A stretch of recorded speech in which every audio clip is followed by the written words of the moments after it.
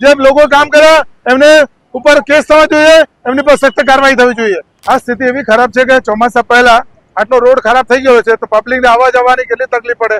લોકો પબ્લિકના વેરાથી આ કામ કરેલા છે। મ્યુનિસિપાલિટીએ પબ્લિક વેરો ભરે છે, આવવા જવાનો રસ્તાનો ટેક્સ પણ ભરે છે, વ્હીકલોના પણ ટેક્સ ભરાય છે, પબ્લિકના મકાનોના વેરા ભરાય છે। આવા રોડ બેસી ગયો છે તો આ કન્ડિશન આવી અત્યારે છે। તો અત્યારે ચોમાસું ચાલુ નથી થયું તો ચોમાસાના હજુ 4 મહિના બાકી છે તો ચોમાસાના 4 મહિના બાકી તો શું કન્ડિશન થશે? અત્યારે 100 જગ્યાએ આવા 200 જગ્યાએ 500 જગ્યાએ એસએમસીના કામ થયેલા છે સુરત મહાનગરપાલિકાના સુરતની અંદર, તો બીજી જગ્યાએ શું સ્થિતિ હશે? આનાથી બહુ ખરાબ સ્થિતિ હશે। તો એના માટે ભ્રષ્ટાચારને રોકવા માટે સખ્તમાં સખ્ત કાર્યવાહી કરવી જોઈએ અને ચેકિંગ કરવું જોઈએ। સ્થળ ઉપર ચેકિંગ કરવું જોઈએ, પાણી મુકાવવું નહીં મુકાવવું, જે સ્થળ ઉપર હાજર હતા, જે લોકો કામ કરે એમને ઉપર કેસ થવા જોઈએ, એમની પર સખ્ત કાર્યવાહી થવી જોઈએ।